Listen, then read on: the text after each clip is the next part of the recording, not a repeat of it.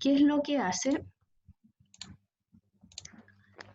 Se estudia con expertos y todo, porque hay normativas para todo tipo de situaciones, no solamente para el área de la construcción, para todo, para el área de la salud, para el área de las industrias, de la madera, de, no sé, de los alimentos, fabricación de alimentos, tenemos para la construcción, tenemos para prevención de riesgo, electricidad.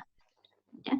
Entonces, este Instituto de Normalización estudia con un grupo de expertos del área las normativas, y estas normativas van cambiando con el tiempo, ¿ya? Por ejemplo, las normativas de enfierradura cambiaron en el año después que vino el terremoto, ¿ya? El terremoto del 2010 que fue acá específicamente cerca de Concepción y todo. Después del terremoto hubieron varias cosas que o estructuras que no resistieron, ¿cierto? Ustedes eran súper pequeños, yo creo, súper chicos todavía de edad, pero hubieron varias estructuras que no resistieron y que se hizo un estudio, ¿cierto? Y se elevó algunas exigencias y cambiaron las normativas. Cambió la normativa del hormigón después del terremoto, cambiaron las normativas de las enfierraduras y de otro tipo de estructuras que soportan cargas y todo, ¿ya? Entonces, dentro de esto, cambió el tema de las normas, como dice aquí, nueva norma NSH 212, que tiene que ver con el tema de las enfierraduras, ¿ya? Entonces, estas normativas del acero y del hormigón, que también cambiaron en su momento, que la del hormigón es mucho más nueva, aparece acá que cuando fue el terremoto hubieron muchos daños estructurales, como estos, por ejemplo, en los encuentros de los pilares con los muros, ¿ya? O con las losas, que esto es una losa que está acá, que es el piso en el fondo de ese departamento. Y hubieron fallas acá, hubieron fallas de hormigón, ¿cierto? Que se dañó completamente y las enfierraduras se ve cómo salieron hacia afuera, ¿ya? Por lo tanto, se detectó que en los primeros niveles de los edificios se provocaron roturas, ¿ya? Porque hubo ahí un movimiento que en el fondo fue bidireccional, fue como en dos sentidos, vertical y horizontal el movimiento, ¿ya? Por lo tanto, se produjeron ahí esfuerzos de compresión, de tracción, flexocompresión y todo por tanto movimiento, y se produjeron finalmente este tipo de roturas del hormigón, y se apreciaba que hubieron muchas enfierraduras que de cierta forma podríamos decir que se salieron de su forma, ¿cierto? Yo en algún momento les hablé que existían dentro de esta armadura que vamos formando en la enfierradura un elemento que se llamaba estribos, ¿cierto? Y que son los que le dan el confinamiento y van amarrando esto como lo que se ve acá, ¿cierto? Entonces, esa distancia hay que cumplirla de los estribos, porque en el fondo los estribos es del menor diámetro, puede ser diámetro 8 o diámetro 6, pero en el fondo le van dando la forma a este pilar, por ejemplo, para que no reviente, salga hacia afuera. ¿Qué es lo que pasó? ¿Ya? Lo que pasó acá, y muchas veces se dieron cuenta que en la misma construcción a lo mejor el diseño estaba bien realizado, pero en la construcción no se hicieron las inspecciones correspondientes o no se cumplieron con los distanciamientos a tantos centímetros. A lo mejor decía 20 centímetros los estribos, uno aquí, después otro acá, otro acá, otro acá, otro acá, y finalmente se colocaron, o sea, 30 centímetros, habían construcciones así, no sé, o totalmente a veces casi se perdía la cantidad de estribos, no aparecían estribos y había uno cada 50 centímetros, qué sé yo, ¿ya? Entonces se vieron que había muchas fallas constructivas y también fallas en este confinamiento que son los estribos, lo que hace que finalmente esto reventaba y finalmente se produjo una rotura del hormigón y todo, ¿ya? Aquí están los estribos, ven que son todo esto que va amarrando acá, ¿ya? Y va amarrando y en el momento del diseño aparecen los planos después porque un ingeniero calculista hizo el cálculo y diseñó cómo iba la armadura. Por lo tanto, después cuando se va a construir hay que cumplir con lo mismo y colocar de acuerdo a lo que dice el plano. Por eso es súper importante, porque en el momento que viene algo, a lo mejor nunca se va a caer el edificio en una situación normal, pero quizás en una situación de un terremoto, como lo que tenemos en Chile constantemente, temblores y todo, sí pueden fallar las estructuras, ¿ya? Por lo tanto, es importante cumplirla. ¿Ven? Aquí aparece todo lo que los daños que hubieron. Entonces, un grupo de expertos finalmente se dieron cuenta que había también fallas de las formas en que se iban amarrando todo esto y de la forma en que se iba calculando todo esto, por lo tanto subieron la exigencia, ¿ya? Entonces, para que no tener estas consecuencias catastróficas que hubieron en los fallos que hubieron de las estructuras en el terremoto, que una de las más catastróficas fue el edificio Alto Río, que finalmente hubieron tantos estudios que algunos dicen que fue la mecánica del suelo, que no estaba bien calculada. Creo que fue una mezcla de ambas cosas, entre la mecánica del suelo y no cumplimiento de algunos planos de constructivos que no cumplieron en la construcción misma, y al finalmente había de las dos partes responsabilidad, ¿ya? Entonces, por lo mismo, se cambiaron las normativas y se hicieron más exigentes, ¿ya? En este tema de las enfierraduras, hay un rol importante. El tema de las enfierraduras es una parte súper importante del área de la construcción. Como siempre es un proceso crítico que hay que controlarlo, ¿ya?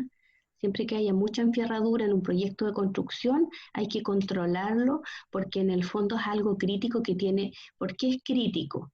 Porque tiene un alto costo, es decir, el material en sí más su mano de obra y los equipos que se utilizan para poder instalarlo y para poder armarlo tiene un alto costo en plata, y también, como generalmente es una gran cantidad de enfierradura que se debe colocar en un proyecto, también tiene harto tiempo ahí consumido, ¿cierto?, en hacer toda esta operación de las enfierraduras. Entonces siempre es crítico. O sea, lo primero que tú tienes en un proyecto de construcción son los planos de las estructuras, o planos estructurales, como se llama, donde aparece, por ejemplo, si tienes un edificio, vas a hacer un edificio, te va a aparecer todas las enfierraduras, cómo es compuesto el hormigón, etc. Son tus planos estructurales, ¿ya? Y por lo tanto vas a buscar un suministro de barras de acero, es decir, a quién comprarle estas barras de acero, ¿ya? Vas a hacer una cubicación, ¿cierto? Que van a tener los planos de estructura que te van a llegar al inicio del proyecto, y vas a hacer una cubicación para saber cuántos kilos de fierro por elemento tienes, ¿ya? Para poder ir solicitando esto y que te suministren las enfierraduras. Aquí aparece después el proceso de fabricación, porque tú vas a tener los planos, vas a cubicar, ¿cierto? Vas a pedir los fierros, te van a llegar a la obra, muchas veces solamente en barras. Otras veces hoy en día también, como está más industrializado, te llegan las formas listas de acuerdo a los planos. Depende de cómo lo decía la obra en su momento. Y si te llegan solo las barras, ¿qué vas a hacer? En la misma hora vas a fabricar esto con las formas que dicen los planos, las distintas formas, los dobleces y todo, ¿ya? Después que se hace en un taller, aquí se hacen las formas y todo, se va a la instalación, que es el mismo lugar donde se van a utilizar, y se empieza a instalar y armar toda esta malla, y amarrar y todo, y ahí aparecen los enfierradores y todo el tema. Que como yo les decía, son personas súper inteligentes. Y también la gente de fabricación, porque al final tú ves un plano lleno de fierro con distintas formas, distintos ganchos, distintas amarras, etcétera, y es súper reconocible ese trabajo en los maestros de enfierradura.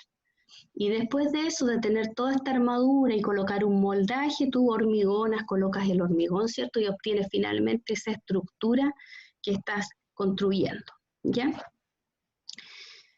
Entonces aquí aparecen las normativas que empezaron a cambiar, ¿ya? Ya habían empezado a cambiar más o menos en el año 2008, ¿cierto? Y que siempre estas normativas están vinculadas ¿con qué? Con la norma ASI 318-08, que es esta, que tiene que ver con el concreto estructural o hormigón estructural, que sería hormigón más enfierradura, y que estas normas ASI son normas internacionales, que finalmente los chilenos la toman y hacen sus normas chilenas de acuerdo a las exigencias de estas normativas internacionales y todo, ¿ya? Entonces aquí empezaron a estar obsoletas todas estas normativas muy antiguas que eran del año 1970, hace mucho tiempo atrás, ¿cierto? Todo esto empezó a estar obsoleto. Y aparece acá la nueva norma NSH 211, que es oficial del 2012, es decir, su última revisión fue en el año 2012, después del terremoto, ¿ya? Y dentro de esta normativa aparecen todos los requisitos de las enfierraduras, que sería bueno que en algún momento ustedes, si quieren yo se las subo, la pueden leer porque es importante, no es una materia que se va a tomar en el certamen, pero es importante que sepan todos los requisitos y vayan leyendo las normativas, todos los requisitos que deben cumplir las enfierraduras para ser usadas como refuerzo en estructuras de hormigón armado, ¿ya? Y se aplica para la fabricación de enfierradura a partir de barras que cumplen con la NSH 204. ¿Ya? Y tiene que cumplir también con el tema de la instalación de los fierros, las dimensiones que se deben cumplir y todo. ¿Por qué? Porque cuando tú ves un plano de enfierradura, vas a ver distintos tipos de formas o de ganchos que tienen estos. ¿Se dan cuenta? Hay a lo mejor barras que van a ir lisas, otras que van a tener este tipo de forma, esta forma, otras tienen otro tipo de forma, y son las formas que tienen que irle dando en la maestranza o en el taller de enfierradura, donde los maestros le van dando todas estas dimensiones y van cumpliendo con todo esto, que es una pega de chinos, podríamos decir, ¿cierto? Entonces tienen que ir cumpliendo con todos estos ganchos, y tú ves ahí en el plano una cantidad de formas de fierro con todas sus dimensiones y que tienen que cumplir con esta NSH 211, ¿ya? Entonces, estas formas, que son las que aparecen acá en esta normativa y en el código ASI, que estamos viendo de concreto estructural, aparece lo que deben cumplir, porque estas formas que tú ves acá no es así, ya le voy a dar una forma como un ganchito. Tienen que cumplir con un diámetro, con longitudes mínimas, ¿cierto? Para tener, por ejemplo, uno de 180 grados, aquí debe cumplir con todas estas dimensiones dependiendo del diámetro del fierro, ¿ya? Por ejemplo, aquí está del diámetro 8 al 36 que tenemos, ¿cierto? Y que finalmente, por ejemplo, te dice que este espacio que aparece aquí tiene que cumplir con un mínimo, que son mínimo 65 milímetros acá, desde el centro ahí de ese diámetro que tienen ahí, ¿ya? Y que también puede ser 4 veces el diámetro, es decir, puede cumplir esto 4 veces el diámetro de esta enfierradura, ¿ya? Por ejemplo, si este fierro es de 8 por 4, 32, pero el mínimo es 65, por lo tanto le colocan 65, ¿ven? Y así sucesivamente. Lo mismo para los de 90, tienen aquí sus medidas, acá dice que 12 veces el diámetro de este fierro. Eso tiene que ser el largo, desde el centro hasta acá. Y después viene el desarrollo acá, que es el largo que tendría, ¿ya? Entonces, todos estos ganchos, todas estas formas, tienen que cumplir con las dimensiones que aparecen en esta normativa y en este código ASI, ¿ya? Ahí aparecen, ven, para estos ganchos que hacen 135 grados, tienen que cumplir con un camínimo acá el gancho, y después viene el desarrollo acá, el largo que corresponda de acuerdo a los planos, y aparecen sus tablitas y todo, ¿ya? Por lo tanto, esto no es necesario que se lo aprendan. Yo les he dicho varias veces que el tema esto de las tablas y todo que yo les he mostrado no es necesario que se lo aprendan, porque en el fondo no cumple su fin, porque si ustedes cuando trabajen y todo pueden ir y ver ahí la tabla y buscarla, ¿cierto? Buscarla en internet, buscarla en un libro, etcétera, ¿cierto? No es necesario que se aprendan esto de memoria, porque sería como tiempo perdido según mi punto de vista. Pero sí lo que es importante es saber que todas estas formas que dice el plano y que tiene, no sé, un grado de 135 grados, un gancho de esta forma, que tiene aquí un doblez que hace 180 grados, otro que hace 90, tienen que cumplir con dimensiones mínimas y que están estipuladas en esta tabla de acuerdo al código ASI 318 y de acuerdo a la normativa 211. Es decir, no es necesario colocar cualquier término acá del gancho y todo, tienen todo su forma y sus milímetros que se deben cumplir, y que está muy relacionado con el diámetro de esta enfierradura que estamos armando, ¿ya? Eso es importante que se les quede bien ahí en el inconsciente, de que no es llegar y armar una armadura y decir ya le vamos a dar un ganchito porque tiene aquí un ganchito de tanto y todo, y que como que no importa tanto, sí importa, ¿ya? Después habla también del uso de soldadura en la fabricación de la enfierradura, y dice que los aceros no son de soldabilidad garantizada, ¿ya? Y no se deben ejecutar uniones mediante soldadura, ¿ya? También habla esta normativa del uso en hormigón armado y dice que una vez fabricada la enferradura se debe constatar que el estado superficial cumpla con lo establecido en la otra norma que es la NSH 204.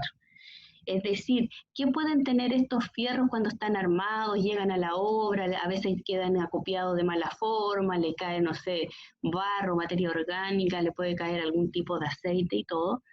Siempre se revisa antes de hormigonar. Se revisa que estén libres de, como lo que dice acá, libres de contaminantes como grasas, aceites, maltes, pinturas al aceite, barro. Muchas veces yo he visto a veces enferraduras que tienen pegado barro, tierra o cosas así donde han estado en terreno y todo, o que les cayó aceite, pintura y hay que limpiarla antes de hormigonar porque en el fondo esos agentes son elementos contaminantes para el hormigón y lo que va a perder finalmente resistencia a esa estructura de hormigón. Es decir, la enferradura tiene un grado de oxidación, ¿cierto? Pero se debe cuidar que no tenga ningún elemento contaminante y se debe limpiar. Y a veces se le hace limpieza y mismo están armadas, ¿cierto? Y se ve que están media sucias y todo y se le hace limpieza y después se aspira y se saca todo lo sucio y después se hormigona. Por eso pasa un inspector también y cuando no hay inspectores la empresa constructora debería ser súper legal para construir finalmente y revisar el supervisor, que esté todo limpio, que esté todo aspirado, que el moldaje no tenga algo sucio y todo para poder hormigonar, porque esos son elementos contaminantes que al final hacen que pierda resistencia el hormigón. Y habla también de que hay que tener la recepción de las materias primas. Y aquí en la recepción de las materias primas, como decíamos, esta recepción de materias primas, ¿cómo puede llegar? Te puede llegar la enferradura en rollos, ¿cierto? Hasta ciertos milímetros de diámetro, y te puede llegar la enferradura en barras, ¿cierto? Rectas. ¿Qué es lo que tienes que solicitar? Siempre es bueno para las personas que hacen pedidos de insumos, si es que en algún momento ustedes están en esa parte, siempre solicitar la certificación del acero, que viene de la fábrica, es la certificación de la calidad del acero, ¿ya? Que llegue en el momento de la recepción, porque después cuando lo solicitas después, a veces es muy difícil que llegue. Es mejor que llegue al tiro con el camión y hacerlo al tiro en el pedido de insumo, ¿ya? Después de la recepción de la materia prima, se va a la fabricación con todas esas formas que yo les estaba contando, que en la obra puede haber un taller de fabricación de la enferradura, con todas sus formas y todo, ahí hacen los estribos y todo el tema con las dimensiones que aparecen en los planos y de acuerdo a la normativa, ¿cierto? O a veces esas fabricaciones industrializadas, se envía a hacer una industria y te mandan de acuerdo a los planos, tú le pasas los planos y te mandan todo listo con todas sus formas.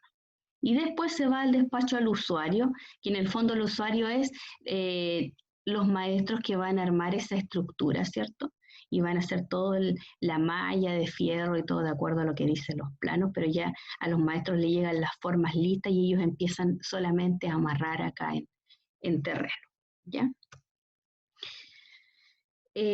Aparece el tema también de la etiqueta acá, que cuando llega la obra trae una etiqueta, el embalaje, identificación del cliente, de la obra, cuántos kilos trae, qué tipo de acero es, los diámetros, quién fue el fabricante de la enferradura, qué tipo de qué fábrica viene, etc.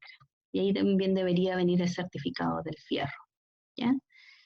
El tema de la enferradura es uno de los materiales que es de certificación obligatoria, es decir, todo fierro que sale de la industria donde realizan o sacan esta materia prima, todo esto enferradura tiene un ensayo que fue realizado en laboratorio y es obligatorio realizarlo. Por lo tanto, cuando ustedes en algún momento quieran solicitar un certificado del fierro, ese está lo tiene el proveedor o la persona que te está vendiendo el fierro tiene que enviártelo porque ese existe. O sea, la certificación de la enferradura es obligatoria en Chile, ¿ya? Porque uno de los materiales importantes por el tema de lo que estábamos hablando, que es estructural y que tiene que resistir y todo. Imagínense un edificio con una enferradura que no está certificada podría colapsar, ¿cierto? Y finalmente poner en peligro una gran cantidad de personas. Súper importante, ¿ya? Entonces, aparece acá de nuevo estas tablas, ¿cierto? Donde aparecen el doblado, que se debe cumplir con un diámetro, que tenemos que tener unos largos, que debemos cumplir de acuerdo a las normativas y a estas tablas que aparecen, ¿ya? ¿Qué pasa? En estos diámetros mínimos de doblados para la fabricación de enfierradura, aquí aparecen estas personas en la fabricación de la enfierradura, que si es industrializado tienen grandes maquinarias, ¿cierto? De última tecnología para hacer el doblado y todo, y también se puede hacer en obra con este tipo de tornos, ¿cierto? Y van dándole las formas los maestros. Pero hay que cuidar, porque es importante cuidar estas longitudes y estos diámetros del doble, porque puede pasar esto, ¿ya? Consecuencia de un diámetro de doblado incorrecto y puede llegar finalmente, si lo doblas de mala forma o con un diámetro que no corresponde, puede llegar a la rotura de esta barra de fierro, ¿ya? Por lo tanto, hay que cumplir con todas estas dimensiones. Los maestros tienen sus plantillas y todo para utilizarlas y para poder ir dándole los diámetros de 45, diámetro de 180, de 135 grados, de 90 grados, etc. ¿Ya? Y con esas plantillas que tienen, también se puede ir verificando cuántos grados tiene el fierro, ¿cierto? Y cuando no cumple, por ejemplo, aquí ni siquiera entra la plantilla, por lo tanto no está cumpliendo con los grados que corresponden. Ven, aquí tiene grado, empieza de 0 grados, está en 90 grados, de 135, 180 grados. ¿Ya? Entonces con esas plantillas también lo van verificando en su momento. ¿Ya? En el momento de la inspección de las enfierraduras, se puede inspeccionar con una wincha o cinta métrica, dice acá que es el nombre técnico, pero con una wincha, ¿cierto? Podemos verificar que se cumplieron esta distancia, ¿cierto? Que tiene un doblez acá y esta distancia tiene que cumplir mínimo alguna cantidad por el diámetro, 4 veces el diámetro o 6 veces el diámetro, como decía en las tablas. ¿Ya? Y se puede verificar. Existen, por ejemplo, inspectores de soldadura, o sea, de soldadura, de enfierradura, que son expertos verificando todo, pues verificando que se cumpla con esta distancia, que se cumpla con las amarras como corresponde, que los enfierros estén amarrados como dicen la normativa, ¿cierto?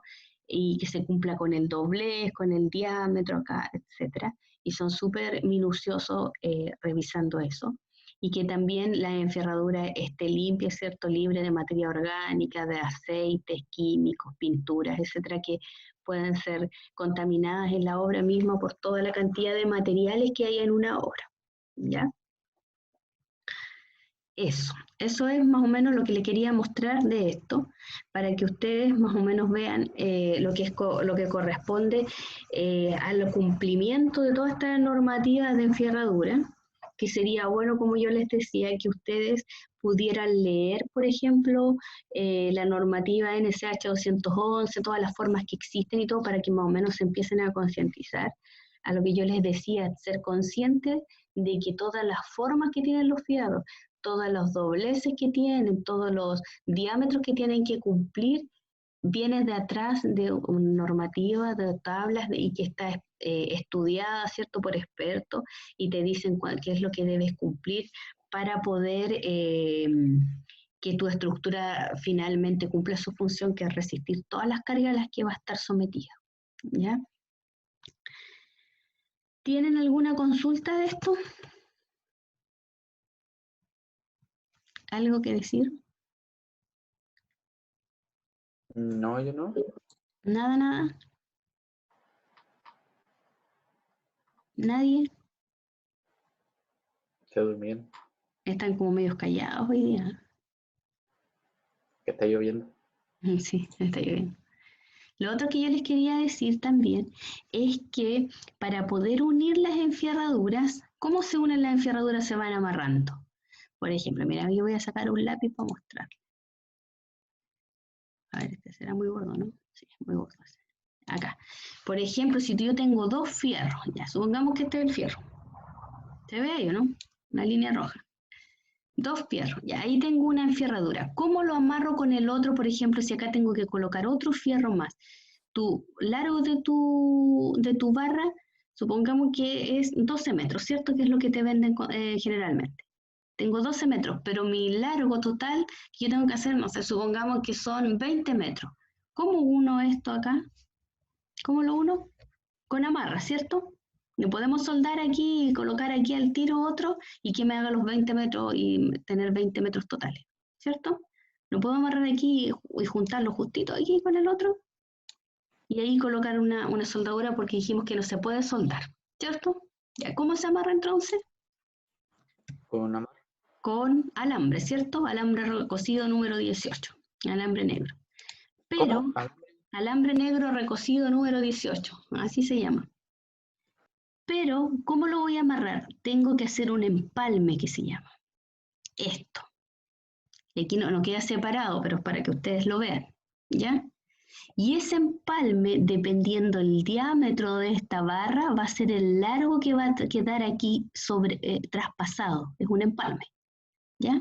O sea, no lo voy a colocar aquí justito, porque imagínense ustedes, después pasa alguien por arriba. ¿Qué va a pasar con ese fierro si lo coloco justito aquí?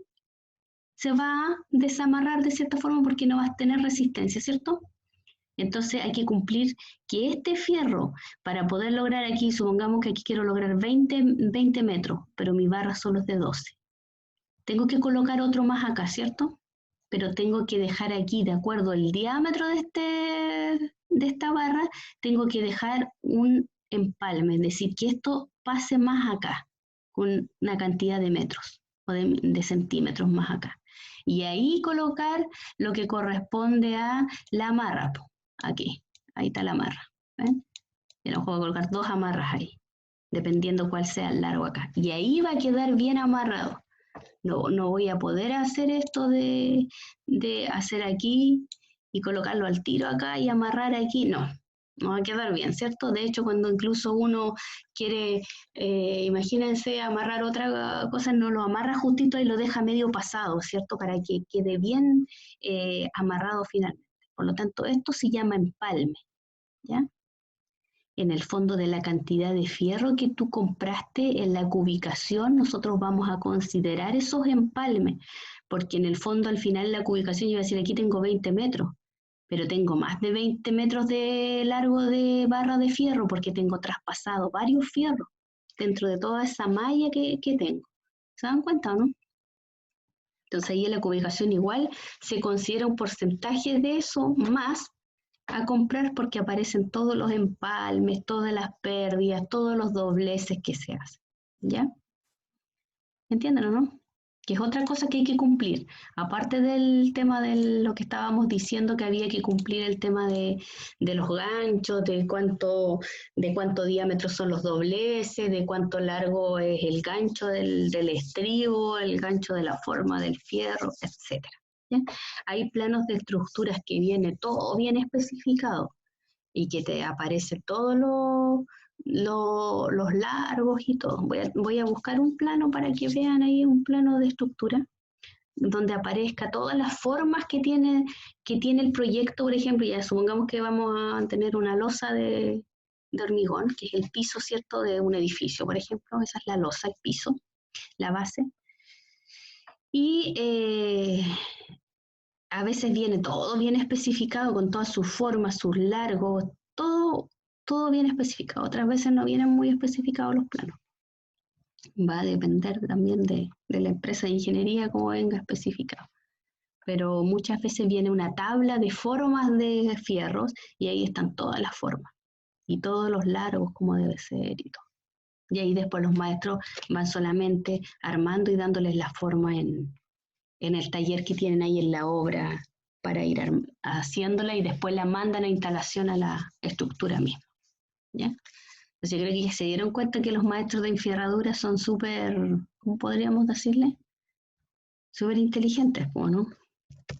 ¿Qué opinan ustedes? ¿Son inteligentes o no? Son inteligentes. Cuando cubiquen y les toque cubicar un montón de fierro y vean un montón de fierro en un plano, ahí se van a dar cuenta que son súper inteligentes. Porque de repente cuesta mucho imaginarse cómo van las formas y todo. Cuando estuve trabajando, me tocó cubicar plano. ¿Ya? Era Y muy complicado. tenía un montón de fierro. Sí, sí, y ahí te das cuenta cómo van armando todo y cómo lo van entendiendo todo. De repente hay gente que mira menos a los maestros de la construcción, po, pero no es así la cosa. ¿Ya tienen más dudas o no? ¿Alguna duda más? ¿Duda dudosa? ¿Algo que decir? No, yo ¿Los creo días que hay en clase? Hoy día se portaron medio flojos algunos. Los que no están, ¿cierto? Kristen fue la primera. ¿Nada que decir? no, yo no. Ya, entonces dejémoslo hasta aquí. Y la próxima clase vamos a hacer ejercicios de cubicación, que son cubicaciones súper pequeñas porque es como este ramo de materiales de construcción no tiene, no es de cubicación, pero es para que más o menos vayan visualizando y todo, y vayan soltando la mano un poco. Son ejercicios pequeños, pero que igual sirven para entender y prepararse después para lo que viene. ¿Ya no? Entonces el día martes, como un día más largo, de más horas de clase, vamos a ver eso. ¿Ya? Vamos a hacer un ejercicio de estructuras metálicas, de acero estructural, y un ejercicio de barras de acero para estructuras de hormigón. ¿Ya?